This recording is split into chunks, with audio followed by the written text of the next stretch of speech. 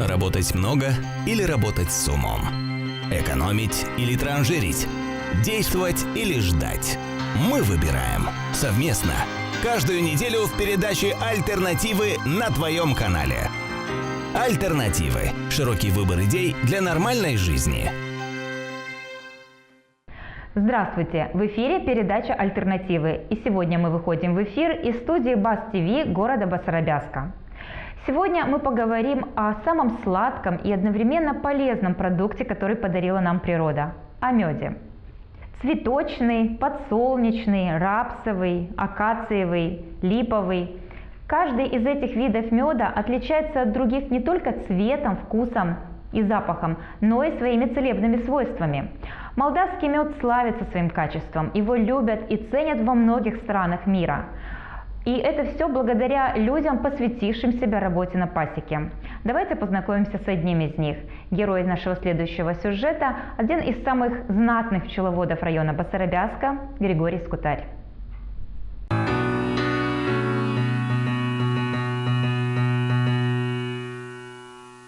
Aici am pus-o cu carnică.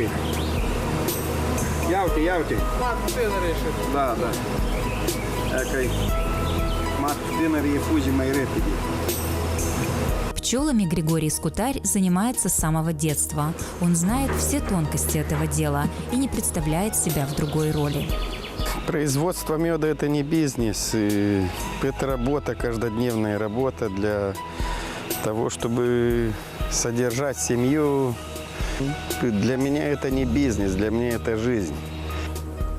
С апреля по октябрь почти безвылазно пчеловод, его семья и несколько помощников находятся на пасеке, ухаживая за пчелосемьями и откачивая мед. Урожай год на год не приходится и зависит от множества факторов. От местоположения ульев, состояния пчел к началу сезона, погодных условий, интенсивности цветения медоносов. Если все складывается удачно, то одна пчелосемья может дать за сезон до 100 килограммов меда. Переработать такой объем продукции дедовскими методами непросто, да и требования сегодня изменились, поэтому пчеловоды активно применяют в своей работе инновационные технологии.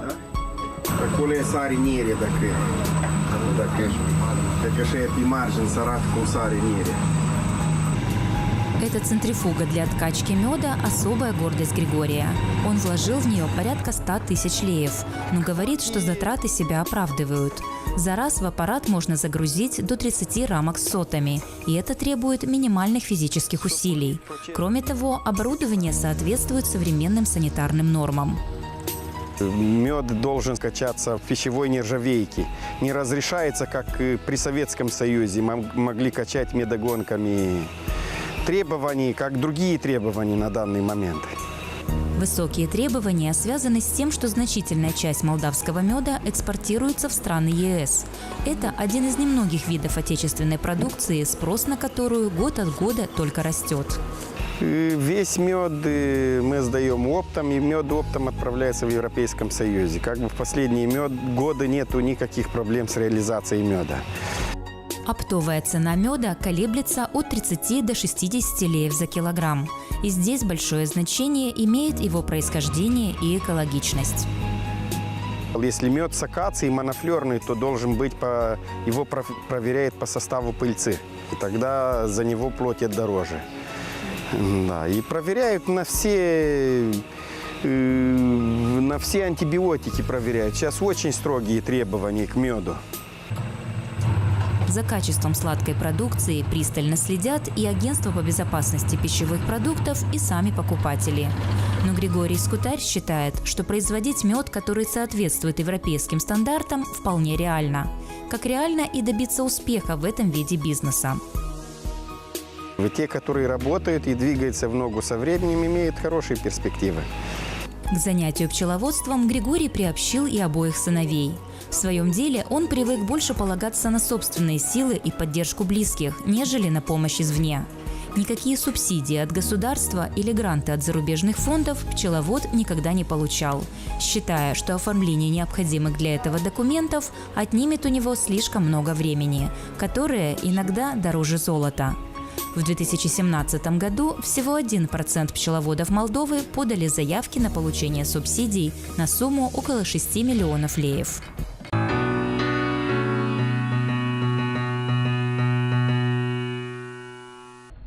Вот такой взгляд на проблемы и перспективы развития пчеловодства у героя нашего сюжета. Сегодня в студии Баст ТВ тоже пчеловоды. Что они думают о ситуации в отрасли, мы узнаем очень скоро. А для начала я их вам представлю. Это Георгий Косым, председатель Ассоциации пчеловодов района Басарабяска. Здравствуйте. И Иван Радов, пчеловод. Здравствуйте. Здравствуйте. Добро пожаловать к нам на передачу. Спасибо. Сегодня мы выходим в эфир в формате телемоста, и на прямой связи с нами будет кишиневская студия, канал «Регионал». Я с удовольствием представлю вам гостей, которые там сейчас находятся. Это Штефан Кондратюк, председатель Национальной ассоциации пчеловодов, и Юрий Ушурел, госсекретарь Министерства сельского хозяйства. Здравствуйте. И мой первый вопрос господину Радову. Вы посмотрели сюжет.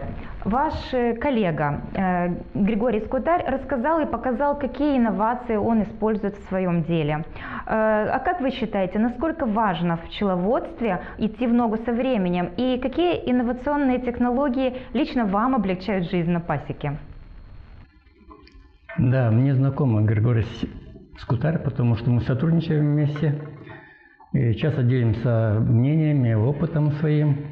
Он немного вперед пошел, чем я, потому что он раньше взялся за приобретение оборудования. Эти оборудования очень дорогостоящие, но себя не оправдывают. Дело в том, что можно вкладывать деньги, когда есть спрос и есть возможности частично его возвратить. Но у нас получается, пока мы бьем мяч только в одни ворота. Вкладываем, а продукцию у нас очень трудно покупают. Да, и, наверное, не по такой цене, на которую вы рассчитываете. Это далеко. Эти цены, если сказать, это смешно. Раньше при Советском Союзе на рынке самый дорогой продукт был мед. Потом мясо было. А сегодня мед стал ниже уровня всех продуктов. Да. То есть вы не можете себе позволить приобрести вот такие современные Я приобрел да? эти оборудования. Уже с распечаткой работал, с медогонкой еще не готов работать, потому что для медогонки нужно сделать специальное помещение, чтобы оно соответствовало санитарным нормам, чтобы оно обеспечивало безопасность при передвижении на пасеку и от пасеки до хозяйства, до дома. Поэтому это еще надо дополнительных вложений. А дополнительных вложений, вот товар стоит, лежит у нас в складе, а взять, чтобы сделать дополнительное оборудование, не за что. Ожидаем, пока будет закупка меда, чтобы мы могли как-то двинуться немножко вперед. Господин Косым, но с тем, что современные технологии помогают в ведении бизнеса, поспорить трудно. Вот господин Радов говорит, что на самом деле это очень дорогостоящее оборудование. И господин Скутарь то же самое сказал, когда мы брали у него интервью. Сколько пчеловодов нашего района могут себе позволить приобретать вот такие агрегаты? Ну, я хочу немножко сказать о нашей ассоциации и скажу, сколько пчеловодов, какие бывают. Ну, мы, создались, 11 лет уже как ассоциация пчеловодов Басарабского района. Начало мы начинали вместе с Кондратюком. Спасибо большое. Очень большой мы шаг сделали вперед за 11 лет. 11 лет. До этого, были по-стариковски, старые, медогонки, инвентарь старый, ржавело все вот это. С помощью, консультаций, семинары проводили, Кондратюки мы проводили. Наши участвовали даже в семинаре за рубежом, и на Украине были и в Румынии много раз.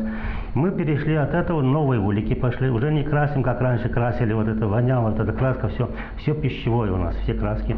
Перешли от лежаков на вертикальные эти улики, совсем другая технология пошла, посуда другая, все по требованию, как уже нас учили, по требованию европейского стандарта. стандарт очень большую роль играет, конечно. Как и по качеству меда, как и по рамкам, как по уликам, все должно быть стандартизировано. И когда мы вот это выполняем, и сейчас выходят новые технологии, как уже новые оборудования, сейчас уже как скутарь мы на эпизоде видели, это одно из передовых таких технологий. Но еще до новых технологий нам далеко еще есть. Я был в Италии, я в Румынии был, видел, уже пчеловоды вместе производят и другие. Мыло производят вместе с производством меда, такое все. Поэтому все идет вперед. Дополнительно еще и какие-то продукты пчеловодства они развивают, да? Да, вот развивают. Да. Нам еще много еще предстоит вперед. Мы вот так планируем в нашей ассоциации, что где-то мы сделаем тут базу здесь. Пока такого не сделали.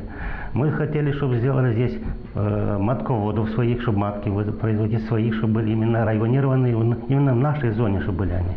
Мы хотели, чтобы тут у нас была база, чтобы мы принимали мед и отправляли мед. Это еще впереди у нас. Но о ваших планах мы еще успеем поговорить. Немножко еще, сейчас у нас было пчеловодов 37 пчеловодов, а сейчас мы имеем 80 пчеловодов, где-то около 10 тысяч пчелосемей. Это большие. Значит, вот как скутарь, он имеет где-то около 400-500 пчелосемей. Иван Дмитриевич тоже имеет где-то близко к этому тоже. Таких пчеловодов у нас где-то около 10 в районе. Район маленький, 30 тысяч гектаров земли у нас. А наши пчеловоды работают по югу. И мы обслуживаем поля и Тимишлийского, соседних районов, и Камрадского, аж до Яргоринский, да. И едут Кончешты там на Липу тоже. Да. Поэтому большой объем работы. Давайте все-таки мы поговорим о том, могут ли эти пчеловоды позволить себе приобретать современное оборудование. Вот видите, даже крупным пчеловодам, так скажем, им трудно, они не могут собрать необходимые средства. А что же делать тогда более мелким? Как они выходят из ситуации? Ну, более мелкие, конечно, они, меньше медогонки берут, они не такие, как на 30 рамок, допустим, там. Не берут то, что для очистки, тот аппарат, который очищает, распечатывает эти рамки. Они используют вилки, там, ножи там распечатывают. Медогонка на 4 рамки, так, со временем, если пойдет вперед, конечно, может тоже себе позволить такое.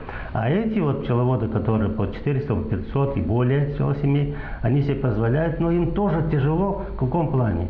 Эти, то, что получают средства, они должны не только покупать новое оборудование. У него и семья, он в другом месте не работает. Он должен учить этого ребенка там в школе, потом в институте надо. Это очень дорого. Надо лечить, и семью содержать, и за газ платить, за все. И вот когда мы смотрим, вот дальше поговорим, наверное, про цены. Да. Желательно было бы, чтобы выше цены были для пчеловодческой продукции. Вот господин Радов уже затронул эту тему. Цена на мед не окупает затрат на его производство, правильно? Так вы выразились. Да. А могут ли как-то производители меда диктовать цены на рынке? Или вам их вот кто-то спускает сверху? У нас так сложилось в нашей стране, что пчеловоды не могут диктовать. Мы люди зависимые. Мы целыми днями, весь сезон, летний сезон, мы находимся на пасеке, мы работаем. Некогда думать, некогда законы изучать.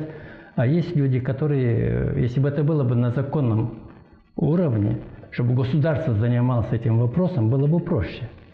А так есть несколько человек, которые занялись этим вопросом, импортировать этот мед. Они собираются... Экспортировать, да. Они собираются за круглым столом, обсуждают и говорят, они знают меня пофамильно, знают его, знают всех пчеловодов пофамильно, знают у кого какие возможности. Вот нас ставят на колени. Идут, побирают у всех, у кого там маленькие партии, а большие подождут, никуда не денутся, потому что сколько он будет лежать. И вот они договариваются. Вот в этом году, например, они договорились, что 25-30, не больше, не отбанутся больше на цветочный мед. Такой низкой цены, наверное, за последние несколько лет еще не было. Да. В прошлом году и год был не из лучших, но цена была немножко больше, 35-36 давали за этот цветочный мед. 16 год было 40-45 на цветочный мед, да? В 2017 году было 30-35. 35-36, да. А сейчас 30, 25, 27, 31, 32 максимум. Все. Да. А почему? Можете ли вы отказаться продавать мед по такой цене? Мы не можем отказаться. Мы просто можем, если такая перспектива будет в дальнейшем, мы из 300 семей оставим себе 50 семей, чтобы обеспечивать свою семью. А государство пускай думает, чем опылять будет агрокультурой. Подсолнечка в этом году много было. И каждый год в перспективе еще больше будет подсолнечка высевать. Чем она будет опыляться? Будет переходить на самоопыляющиеся сорта. Нам очень легко сложить их, одну зиму вместо газа перетопить уликами, и потом останемся на 50 семей, чтобы содержать свою семью. Но между тем считается, что пчеловодство – это одна из самых перспективных отраслей сельского хозяйства. Молдова может производить очень много меда. Если был бы интерес на государственном уровне, чтобы лицом повернулись к пчеловодам, много можно меда произвести в Молдове. Страна богатая на мед, природные условия позволяют. Даже если засуха, как в этом году было, все равно мед был. Только надо работать на пасеке, надо работать над семьями, чтобы семьи были здоровые, чтобы подгонять их к основному взятку крепкими семьями, чтобы можно было собрать мед. А если некуда его сбывать, зачем его собирать? А за бесценок его сбывать никто не будет ломать голову себе, чтобы его собирать. Господин Касым, а на внутреннем рынке есть перспектива продавать мед по более высокой цене? На базаре устанавливаешь цену, люди проходят и смотрят, подходит цена, берут, не подходит, не берут. Вот и стоит Я скажу, что на внутреннем рынке тяжело, потому что и количество людей уменьшилось сейчас.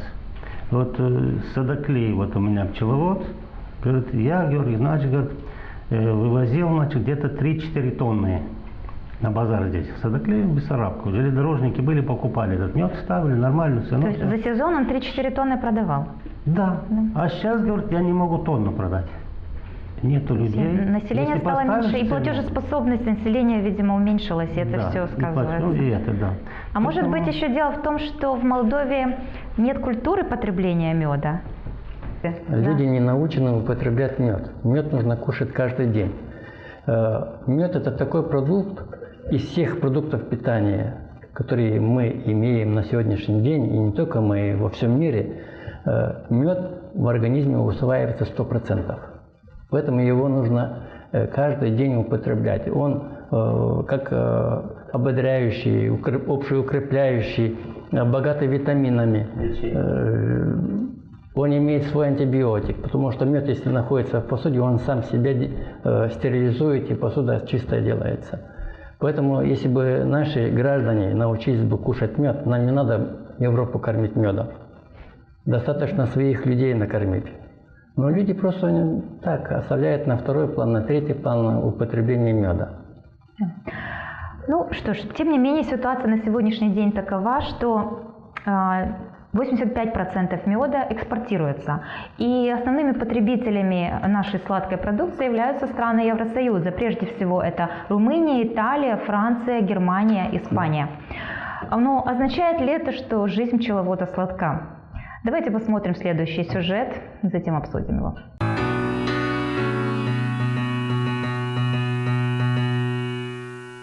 Сегодня в Республике Молдова официально зарегистрировано более 7 тысяч пчеловодов и около 160-170 тысяч пчелосемей. Ежегодно наша страна производит от 3,5 до 4,5 тонн меда. Производимый в Молдове мед в основном является натуральным. Все потому, что он, если подвергается, то только очень незначительной и необходимой переработке. 99% экспортированного меда оказывается в конечном итоге на полках стран Евросоюза, несмотря на достаточно высокие требования к качеству.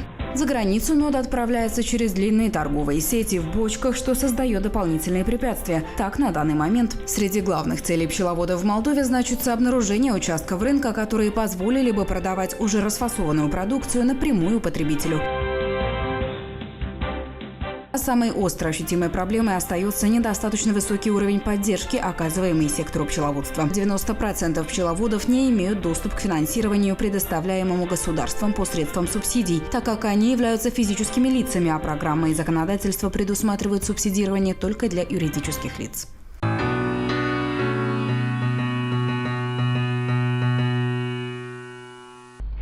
Пришло время передать эстафету Кишиневу. Господин Кондратюк, цифры вещь упрямая, и как раз они свидетельствуют о том, что наблюдается положительная динамика по экспорту меда в страны Евросоюза. Но в ходе беседы с пчеловодами из Басарабяски мы выяснили, что объемы экспорта совершенно не соответствуют уровню доходов, которые получают от этого производители сладкой продукции. Почему так происходит? Во-первых, нужно учитывать, что эта продукция поступает на рынки, где свободная конкуренция, и она очень жесткая. Имея в виду, что мы производим не такой большой объем меда, конечно, мы сталкиваемся, наша продукция сталкивается с такими конкурентами, как Кина, Аргентина. Последние 3 года Украина дошло до 70 тысяч тонн. Предложений на рынке Евросоюза примерно на 40% дешевле. И здесь, конечно, у нас силы бороться с такой конкуренцией жесткой нету. Потому что на сегодняшний день мы просто конкурируем с качеством. Мы не можем конкурировать с ценой, мы не можем конкурировать с объемами, ассортиментами. И здесь сталкиваемся именно с такой жесткой конкуренцией, и отсюда мы, получается, в зависимости. На сегодняшний день, конечно, альтернативы могут быть, но к ним мы идем очень и очень медленно. Здесь нужно полагать, что чтобы найти свою нишу, ни один экономический агент из Республики Молдова, который экспортирует мед, не может самостоятельно или не имеет тех финансовых ресурсов проникнуть на этот рынок, установиться на какой-то сегмент, потому что практически на данный момент мы не можем вступить с нашим объемом меда. Мы продаем сырье для других перерабатывающих предприятий. И в этом случае мы не можем вступить в те крупные сети магазинов, которые есть в Евросоюзе. И здесь, конечно, нужно найти те подходы, те программы, которые бы дали возможность диверсифицировать и выйти, изыскать и установиться на новых сегментах рынка. У меня вопрос к другому гостю студии. Господин Шурел, факты говорят о том, что пчеловодство – одна из самых перспективных отраслей сельского хозяйства. И в Молдове немало специалистов, которые умеют производить мед. Нередко это целые династии. Но вместе с тем они говорят о том, что не чувствуют поддержки со стороны государства. В то же самое время субсидии, которые предоставляет государство на развитие пчеловодства, остаются маловостребованными. В чем причина такого парадокса?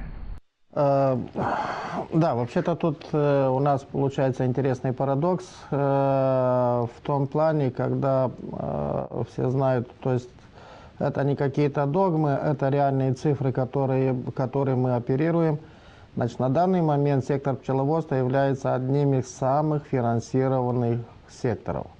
То есть мы начинаем от того, что финансируется производство меда, финансируется пчеломатки, финансируется улья, финансируется оборудование для переработки меда, финансируются самые новые изменения, которые пчеловоды увидят буквально на следующей неделе, потому что были сделаны еще дополнительные изменения в регламент по субвенциям, и пчеловоды увидят еще новые изменения. Я говорю о платформах, которые будут субсидироваться, я говорю о тех помещениях. Я хочу со всей ответственностью сказать, что есть и те проекты, которые и от Евросоюза, и проекты непосредственно от наших друзей с USAID, которые финансируют, дают сильную поддержку для сектора. Но есть один интересный момент, который надо всегда, как я говорю, надо говорить правду.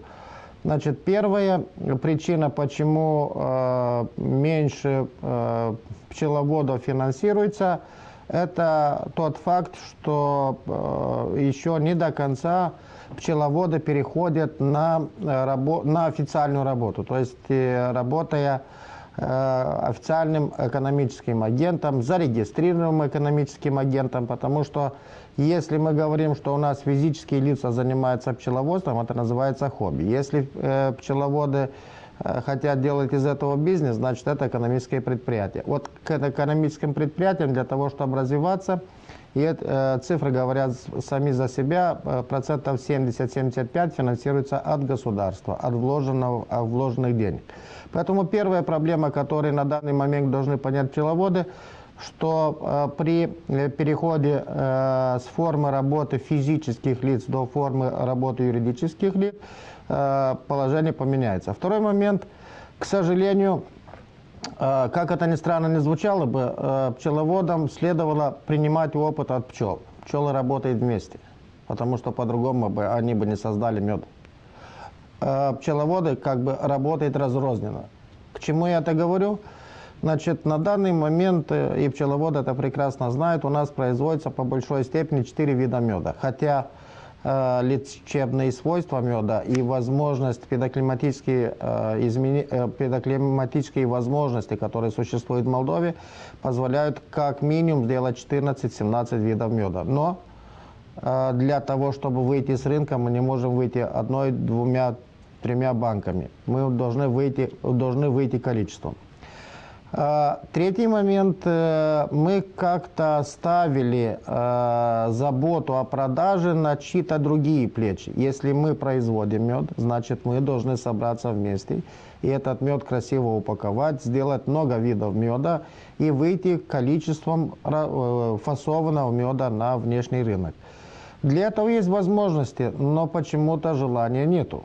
Потому что есть одна программа от Мирового банка, в котором для производства, для постройки создания комплекса по сбору, переработке, хранению, фасовке и продажу меда государством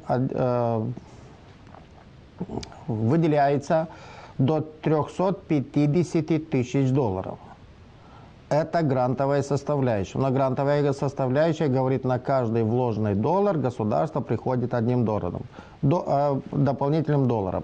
То есть 50 на 50. То есть мы все вместе можем создать в разных местах соответствующие предприятия до 700 тысяч долларов, из которых 350 пчеловоды и эти 350 еще в пределах 50% финансируются. Тогда вопрос в чем? Вопрос в том, что мы не принимаем опыт от пчел. Работать надо вместе. Создать ассоциации или создать те кооперативы, которые дальше нам позволят выйти на хороший уровень. И последнее, что бы я хотел сказать, господин Кондратюк очень четко сказал, или мы конкурируем с большими государствами, у которых себестоимость меда намного ниже, или мы берем инициативу на себя и произведем тот мед, который нам даст добавленную стоимость. Вот такие ответы мы получили от участников передачи, которая находится сейчас в Кишиневе. Очень интересно выслушать ваше мнение по этому поводу. Пчеловод будет этими вопросами заниматься, когда некогда будет заниматься медом. У нас все так построено, что везде нужно взять справку о том, что нужна справка. Если самому начать вывозить мед, экспортировать мед, тогда надо, чтобы кто-то другой занимался пасекой, а основной пчеловод занимался другим вопросом. Но у вас же есть ассоциация, может быть, надо уполномочить какого-то одного члена ассоциации, чтобы он занимался именно вот такими маркетинговыми вопросами, логистикой. Вот в ближайшей перспективе, может быть, что-то блеснет и с этой стороны, но пока я вот не вижу, что завтра, послезавтра мы сможем экспортировать этот мед.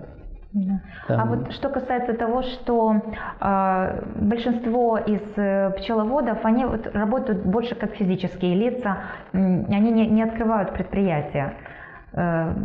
Почему вот не наблюдается такой тенденции? Ну, это тоже связано с волокитой. Это тоже надо ходить и оббивать пороги. Пришел в один кабинет, он закрытый, он где-то на выезде, в другом кабинете пришел, он болеет, а у пчеловода в летний период времени нет на эти хождения. Зимой, может кто-то думает, что зимой пчеловоды лежат, отлеживают бока себе. Зимой тоже времени нет у нас, потому что всю зиму надо забивать рамки. На такую большую пачку, как у Григория Скутаря, там 500 семей, это если по 20 рамок на одну семью в сезон нужно перекрутить, это сколько рамок он должен за зиму забить, собрать их, навощить проволоку натянуть, потом навощить их, чтобы в летний сезон он с ними работал. То есть работа круглогодичная.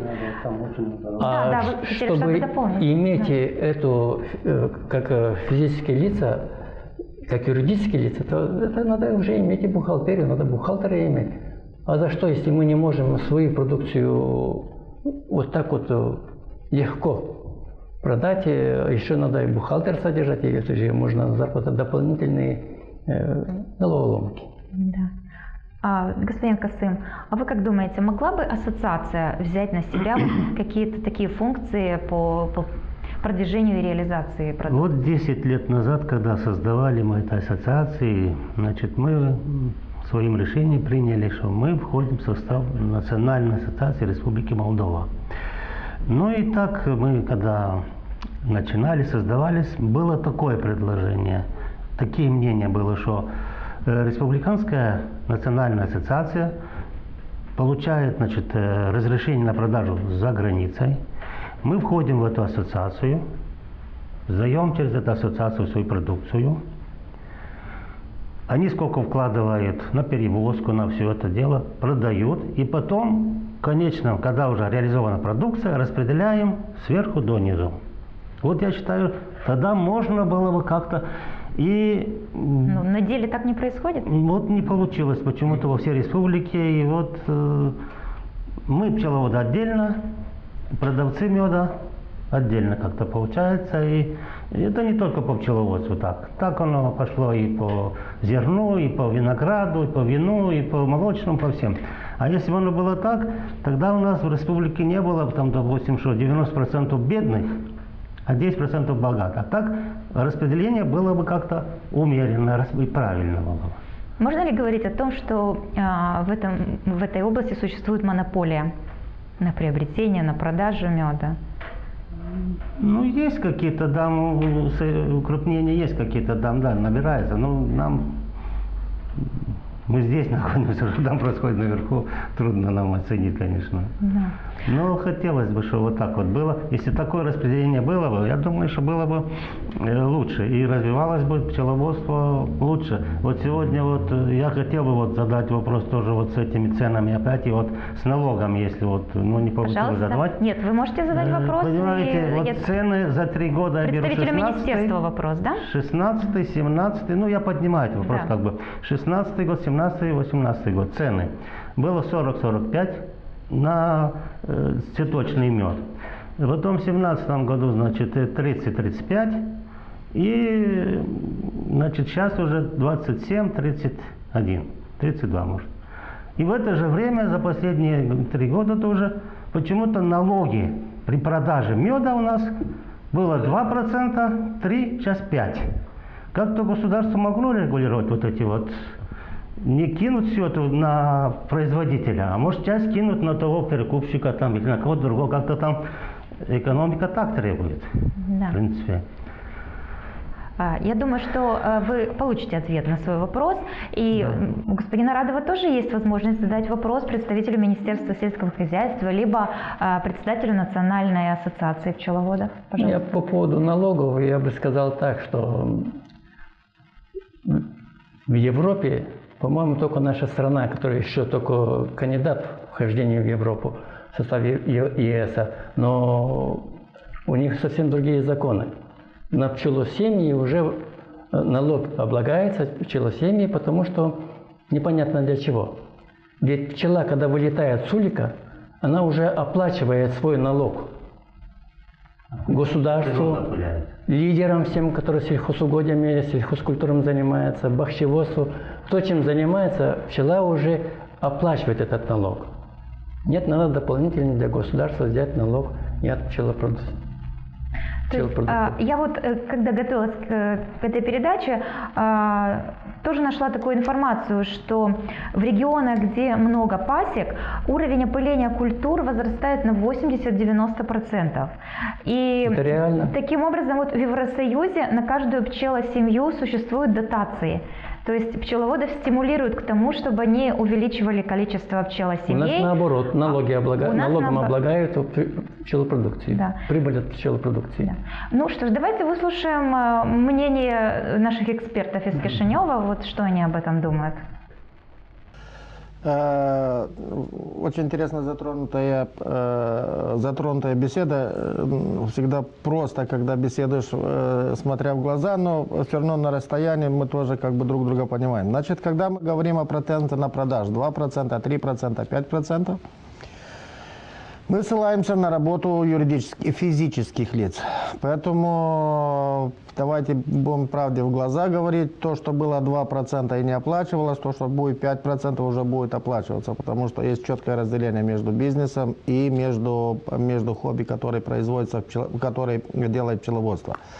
То, что вы говорите Евросоюз, не зря мы так сильно хотим в Евросоюз, не зря вся законодательство и все наши действия направлены на того, чтобы стать страной Евросоюза. Но и наши действия будут в дальнейшем в эту сторону направлены. Хотя, если говорить о процентах продаж, я опять вернусь к тому, что мы уже как-то упоминали. Мы не являемся единственной страной, производящей мед в мире. Если взять цену, которую вы говорите, 16, 17, 18, я бы взял немножко даже раньше, потому что вся турбулентность началась с 2014 года, 2014. То есть пчеловоды могут посмотреть по своим записям. 14, 15, 17 и так далее. То есть в то время, когда мы уже вошли в рынок, в то время, когда украинцы на тот же рынок начали продавать свою продукцию, в то время, когда мы забыли, что у нас лучшие качественные показатели по меду, потому что, к сожалению, до прошлого года был большой поток меда, для которого качество не было самым основным показателем. Да, начиная с 2017 года, с прошлого года, в этом году уже процент качества немножко пойдет, как бы на это смотрится. Но, опять же, если мы хотим продавать хороший мед по хорошей цене, мы этого можем сделать. Для этого нужно просто взять все, что предлагает государство, но государство предлагает очень обширную схему финансирования, начиная от пчел, кончая продажей меда. Создать свои кооперативы, потому что ассоциация немножко другой орган. Это орган управления, а кооперативы – экономическое ассоциирование. И дальше идти по пути того, чтобы продать хороший мед. Потому как, если мы это не сделаем, за нас этот момент никто не сделает. Наш мед ждется на рынке, и мы можем иметь хорошую цену. Главное, чтобы самим понять, что все, что мы делаем, это зависит от нас. Потому как экономическая ассоциация, о которой я говорю, решает и проблему управления по качеству меда, потому что там не пчеловоды работают, там работают на нем люди, которых пчеловоды наняли.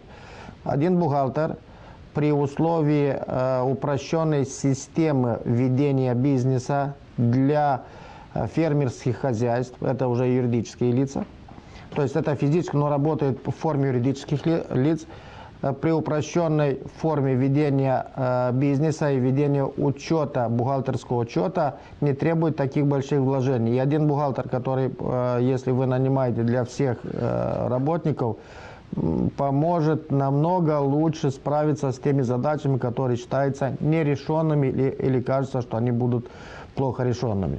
Спасибо. У меня также есть вопрос к господину Кондратюк. Вот господин Ушурел, представитель Министерства сельского хозяйства, говорит о том, что существует несколько программ поддержки пчеловодов. Есть и программы поддержки пчеловодов со стороны государства, и со стороны каких-то международных организаций. Вот в частности, в Молдове реализуется проект «Эффективное сельское хозяйство в Молдове», который реализует Агентство США по международному развитию. Но, может быть, наши пчеловоды недостаточно информированы о существовании этих программ. Может быть, им необходимо оказывать помощь в оформлении документов. Выполняет ли, точнее, ваша ассоциация вот такую работу? Конечно, эта программа, которая сегодня проходит в Республике Молдова, она призвана решить и такие задачи. И в основном только в этом году запланировано более 65 семинаров, где эти вопросы поднимаются. Конечно, еще есть некоторые недоработки здесь, где, наверное, семинары нужно проводить по отдельным конкретным целевым вопросам, которые нуждаются пчеловоды. Но я бы хотел вернуться и напомнить, что и мы говорили недавно, даже в Бессарабке, когда были, что касается решений всех этих проблем, с которыми сталкиваются пчеловоды, по-моему, господин Ушурел очень правильно сказал, что только создавая экономические ассоциированные кооперативы, можно решить такую задачу. И для Молдовы эти кооперативы могут как быть несколько и влиться в один вектор. Я думаю, что это осуществимо. Но пока все будут стоять и отвечать и до вороты о своей продукции получить деньги, пока они немножко не рискнут и не создадут такие возможные экономические, так сказать, ассоциации, вопрос он будет и дальше. Что касается поддержки государства, конечно, есть, я и хочу еще раз поддержать, что есть несколько таких программ, которые государство поддерживает, не исходя из даже эти фонды, которые есть ИФАД, есть ПАРИ, есть субвенционирование, есть эта программа американская, которая сейчас идет. Но нужно проявить интерес и со стороны пчеловодов, и нужно захотеть этого делать, нужно интересоваться. Никто не придет и решит вопрос за пчеловода у него дома. И мы думаю, что перспективы все-таки есть. Программа и что нас ожидает, не так легкая, она трудная, но нужно оценить ситуацию, кооперироваться и решить эти вопросы. Они готовы для решения. Нужно шаг сделать и со стороны пчеловодов. Что касается вопроса, действительно, мы здесь с господином Ушурелом неоднократно встречались. Конечно, я по некоторым вопросам не согласен с представителями правительства, потому что мы говорим, что есть проблема, которые касаются пчеловоды, они физические лица, они уже в возрасте, и им немножко и боязно делать этот шаг инвестиций, и не знают перспективы, кому оставлять. Нужно, по-моему, все-таки найти.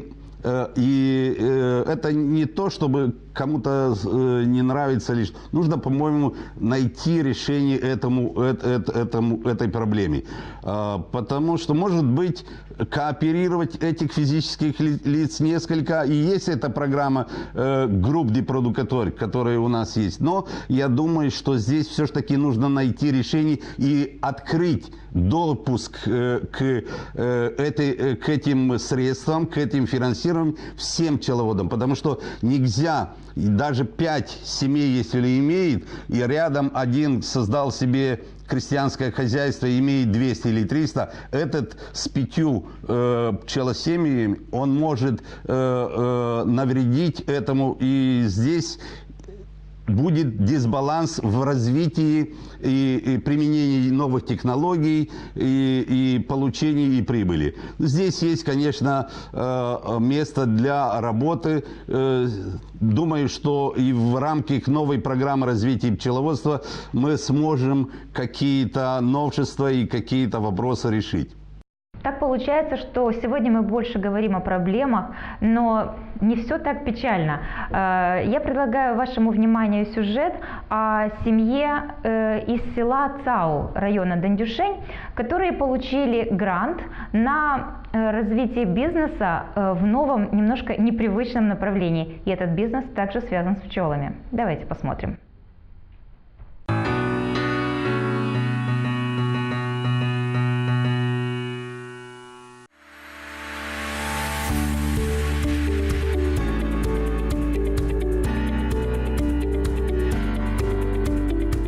Пчеловодство – одно из важных направлений решения задачи комплексного развития села и сельской экономики, создания благоприятных социально-экономических условий и развития малого бизнеса. В Молдове зарегистрированы более 7 тысяч пчеловодов. Некоторые из них находят довольно инновационные подходы в своей деятельности. Мы познакомились с семьей Гуцу, которая на севере страны, в селе Цаул района Дондушень, применяет необычные и интересные практики в своем пчелином деле – лечебное жужжание. О своих маленьких терапевтах рассказывает Ион Гуцу вместе с женой и дочкой. Около 40 штук.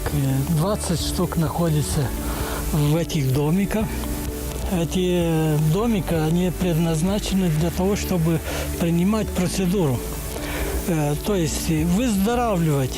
Este o dragoste, cred că toți primește din dragoste. Peste tot este dragoste. Dragoste de albini. Mie îmi place să le privesc, când lucrăm la ele, vorbim cu ele. Este o pasiune și din asta am văzut că este și sănătate și frumusețe și am hotărât să facem aceste căsuțe cu somn pe albini. Все начиналось 4 года назад как хобби с нескольких пчелиных семей и небольшого количества меда для себя. Затем семья задумалась о развитии данной идеи и обратилась в Организацию развития сектора малых и средних предприятий. Начинающим предпринимателям удалось не только получить финансирование в рамках программы «Паре 1+1», но и поддержку в планировании и стратегическом развитии. Începând lucru cu echipa de la ODIM, care e o echipă specială, deci o echipă foarte motivantă și nici ei cu unele idei și împreună am ajuns la o concluzie că haideți să facem și terapie pe albini. Deci e o terapie care îți permite să te relaxezi, undeva să-ți îmbunătățești sistemul imunitar. Ne-au finanțat, am construit Casa Mierii și am construit 10 căsuți unde se poate de relaxat împreună cu albinele. Далее уже своими силами предприниматели построили домики для размещения, чтобы посетители могли оставаться здесь, на природе, вдали от городской суеты и не прерывать курс терапии жужжанием, который по всем канонам должен составлять 10 сеансов по 2 часа. Находясь в контакте с пчелами, это поле биологическое, действуйте прямо на другое поле, человеческое.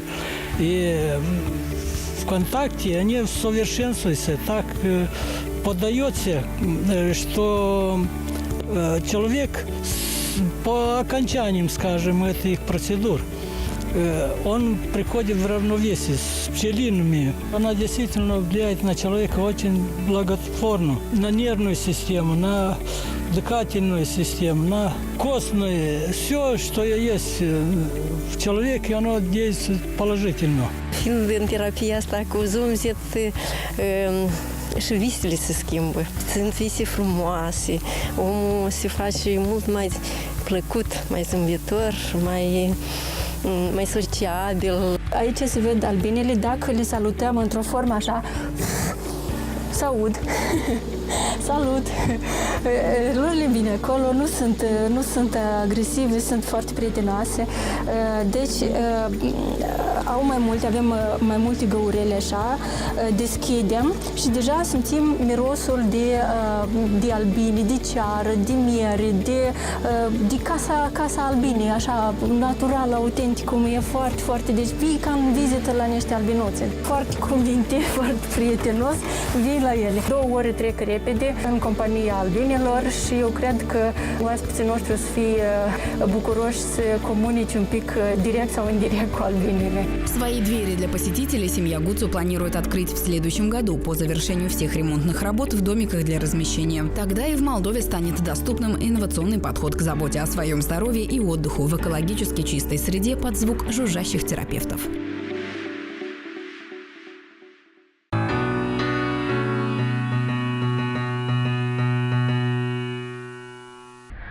Надеюсь, что этот сюжет настроил вас всех на позитивный лад. Господин Радов, как вам эта идея? Реально ли открыть что-то подобное в нашем районе? Да, это было бы очень хорошо. Я мечтаю, чтобы дома установить такой домичек на 4 семьи, чтобы соседи сначала, может быть, свои знакомые приглашать, чтобы они могли там провести время 3-4 часа, полежать на топчане, подышать запахом улья. Этот запах очень оздоравливает, особенно дыхательные пути. У кого есть проблема с легкими, астма, дышать этим воздухом, это прекрасно было бы. Да, я приветствую их. Но я хотел бы еще обратиться, имея возможность к публике, чтобы наши граждане Молдовы, молдаване, гагаузы, болгары, украинцы, русские, кто есть, евреи, пожалуйста, употребляйте больше меда, чтобы мы не продавали мед за границу, а чтобы мы кушали его здесь, в Молдавии, свою продукцию. Всего доброго. Да. Спасибо. Ну что ж, время нашей передачи подходит к концу. Господин Касым, некоторые эксперты называют пчеловодство стратегическим направлением сельского хозяйства. Сегодня мы тоже много об этом говорили. Как вы считаете, что необходимо предпринять на всех уровнях, чтобы это утверждение действительно стало реальностью? Ну, я уже немножко затрагивал, что если к тому, что мы договаривались раньше, чтобы здесь производили, чтобы наша национальная ассоциация тоже принимала эту продукцию, все, и дальше реализовывала за границей, и распределяли всю эту прибыль равномерно. Тогда, я думаю, что и люди будут довольны с произведенной продукцией, и продукция реализована, и государство получит больше пользы. Будет прибыль, будут деньги, я думаю. А так немножко не так получается. Ну и у меня тоже, если уже кончается, хотел бы еще как бы пожелание, потому что мы имеем вопрос у меня по законодательству. Есть закон о пчеловодстве, и я считаю, что сколько уже прошло времени, надо уже его, наверное, менять. Он устарел, на ваш взгляд? Уже надо менять кое-что там, потому что, вот, к примеру, у нас был суд, значит, и пчеловод 100 семей, значит, погибли, и из-за того, что он не согласовал с производителем культуры, суд решил, что пчелы зашли, а в это время этот лидер, он обрабатывал рапс и убил пчел. Дом Кондратюк знает в таком случае. И пчела летит 5, 7, 8 километров, все. Как можно вот этого закона написать, что надо разрешение производить культуру, чтобы пчелу туда пустить? Это же не корова. Нет, ну, в принципе, поэтому есть и другие моменты. Фермеры обязаны информировать примарию за неделю до опрыскивания, а примария в то же самое время должна предупредить всех пчеловодов. Вот это не соблюдается, вот, и есть и другие моменты там тоже. Поэтому я думаю, что уже время идет вперед, и надо как-то поменять и законы, наверное, наши, чтобы оно было ближе к людям, и чтобы не было этих конфликтов, чтобы мирно производили продукцию, чтобы не было этого судебных этих. Да. Спасибо, да, господин Радов, очень коротко, пожалуйста. Мы все в этой стране хотим чем-то заниматься для пользы для страны и для себя, чтобы можно было сосуществовать. Вот отрасль пчеловодства. Она очень связана с сельским хозяйством. И вот получается, что одни делают свое дело, другие делают свое дело, и в конце Европа делает 17 пунктов анализа на мед, биомед, чтобы был чистый. А когда сеют пшеницу, перед посевом пшеницы, мешками возят и сыпят в эту почву. Яды. И не знаю, что там. Они говорят, что удобрение. Какое удобрение, не знаю. Всходит подсолнуха на 4-6 листков гербицидом обрабатывает его, который категорически вреден для пчел. А пчела это действительно, как мой коллега сказал, что это не корова, ее не припнешь. Она летит через это поле, которое обрабатывается. Во время массового цветения рапса обязательно появляется мотылек. Как он называется еще?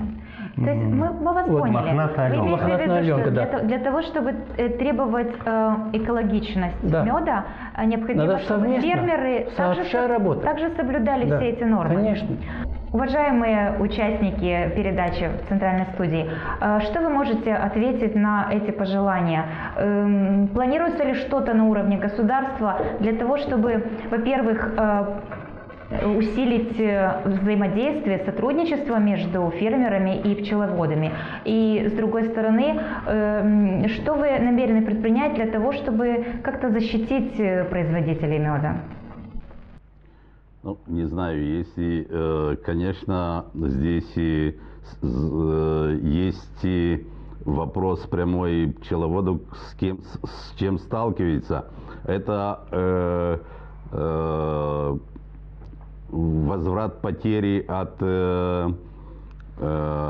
возврат тех денежных средств от потери пчел. Но я думаю, что даже здесь мы немножко беседовали в перерыве, что есть возможности повлиять, конечно, и на изменения в законодательной базе, но здесь, конечно, думаю, что один из вариантов – это применять страхование и упростить процедуру, чтобы не ходили пчеловоды за каждыми, скажем, государственными или чиновниками, и зачастую, конечно, они потеряют, потому что неправильно оформляется процедура вот этих документов. Ну, я думаю, что господину Шурелу здесь еще будет со стороны Министерства сельского хозяйства и территориального развития скажет свою позицию. Значит, что было сделано до сих пор? В течение последних 2 лет регламент по субвенциям субвенционирует, я специально себе записал, пчелосемьи, матки, улья, оборудование, площадки для транспортировки, постройка помещений для пчеловодов, дальше оборудование для упаковки, дальше мы делаем, то есть пчеловодство было вставлено в ряд, который получает субвенции при экспорте меда, при участии на разных выставках тоже субвенционируется.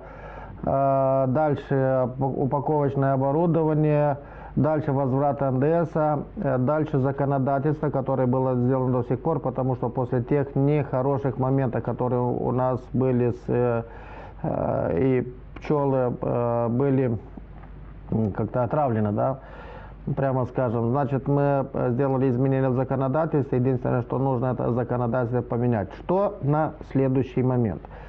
Мы хотим, не хотим, но продаем мед на внешнем рынке. Поэтому для того, чтобы хорошо продать, мы еще раз будем сконцентрированно действовать для того, чтобы информировать пчеловодов через разные проекты, как это должно работать. Уважаемые пчеловоды, одним из новых движений, новых веяний – это производство органического меда. Уже на последней стадии есть очень хороший пример, который в центре Республики Молдова зарегистрирована группа, которая производит органический мед, и цена на этот мед в 2 раза больше. 3. Как мне говорил господин Кондратюк, была создана ассоциация производителей меда, которые производят мед с географической регистрацией. И еще один интересный момент. Мы говорим, что 32, 27, 28 килограмм лей, килограмм меда, который мы отдаем на внешний рынок. А почему на внутреннем рынке мы продаем по 60, по 70 лей за килограмм? Если мы хотим, чтобы наши люди привыкли к тому меду, к тому прекраснейшему продукту, который дала нам природа, который показывает, что, может, мы подумаем немножко сделать ту цену, которая будет соответствовать тем возможностям, которые есть не только у среднего населения, но немножко у людей, которых с ограниченным доходом. Я думаю, что если сделать такой шанс, значит, у нас будет очень много реальных результатов. Ну что ж, проблем, связанных с пчеловодством, на самом деле очень много. Обсудить их всех в рамках одной передачи невозможно. Но мы постарались затронуть хотя бы основные вопросы, которые волнуют людей, работающих на пасеке и производящих этот сладкий и очень полезный продукт.